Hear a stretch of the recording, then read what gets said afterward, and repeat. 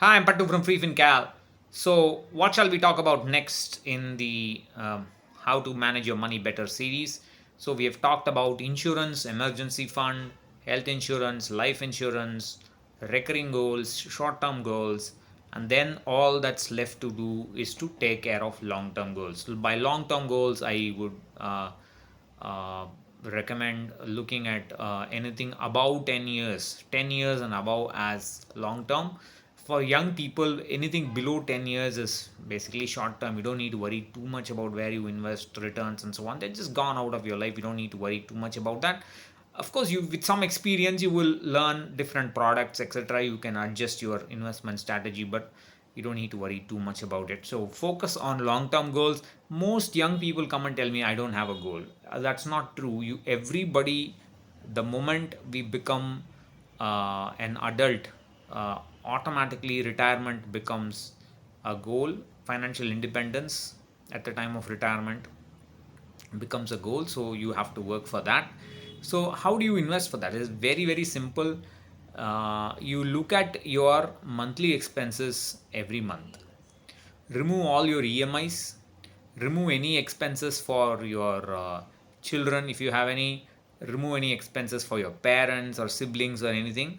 Look at your basic expenses for yourself, and if you are married, for your spouse, and those are your expenses that will last all through your life. That's your core expense.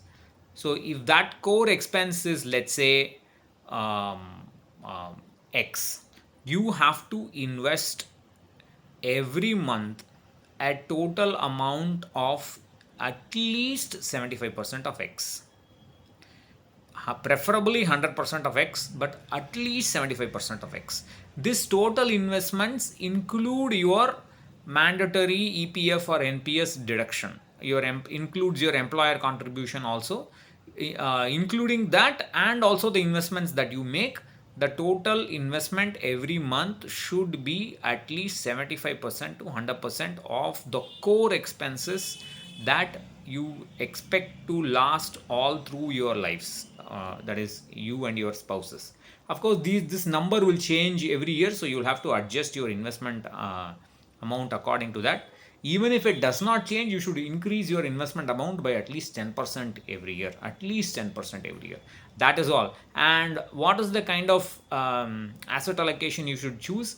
You can choose anywhere between 50 to 70% in equity, according to your convenience. Don't assume adding more equity will get you more returns. That is silly. And the rest of it is in fixed income. Fixed income can be EPF or debt oriented portfolio of NPS, uh, debt funds, etc. So that's about it. That's all. You don't need to do anything else. That basically is done. Once you have completed these steps, please unsubscribe from all YouTube channels, blogs, everything, especially mine. You don't need anything else. Don't follow anything in social media. Don't unsubscribe for all from all AMC emailers saying I have a new product, this is a new product, new sectoral fund, this fund, that fund. Just ignore all of that. Focus on increasing your income, focus on improving your skills, focus on enjoying your life, for finding the right work life balance, focus on building good relationships with your family. After all, relationships are more important, are the most important factor. Having money is not enough. You need somebody to help you out if you are not able to do so later in life, in old age. So relationships matter. All that you focus on. Find yourself a nice hobby other than finance. Your basic money management structure is done. You don't need to do anything more. For older people, if you are following this, older people can also follow this kind of a framework that I talked about. You may have additional goals like goals for your children, etc.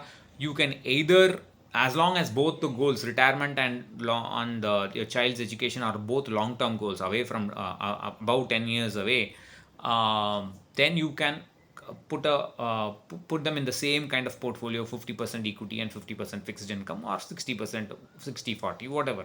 And you can manage them in a unified portfolio, or you can have individual products for each goal and individual asset allocation for each of them, and invest. And once you start investing and once you head into your 30s, you can think about how you are going to reduce this equity asset allocation down the line. Free FinCal research has shown that you need to start reducing equity much before the goal deadline. Don't follow the usual words saying last 3 years you can before 3 years before the deadline you can start reducing equity and so on. That doesn't work. It will not hold up to sequence of returns risk. You need to start reducing them either gradually every year 2-3%, or you can do it in a stepwise manner. More details are available in our courses and robo advisor, but this is the kind of basic framework that you must have. And once you have that in place, all you need to do is to spend 30 minutes once a year. That's all. Don't you never look at your portfolio. Track how much you are investing aggressively, but don't look at the portfolio value. Don't look at returns don't matter. They're not important for you can, maybe it will satisfy us as a little bit, some kind of ego boost, whatever you want to call it, but they're not of practical use.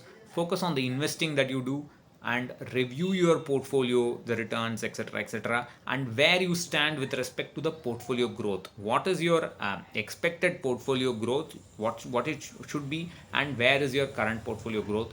Do this exercise once a year, and you're pretty much done. There's nothing else in personal finance. Everything else is a waste of time talking about new products, new taxation, talking about the budget. Budget is not going to change any of our lives. If they ask us to pay more tax, we are going to crib for 2 days and we are going to pay the more tax, and we are going to adjust our lives. That's it. There's nothing more necessary. Less information is always better. So let's go on an information diet after getting everything done. Bye bye.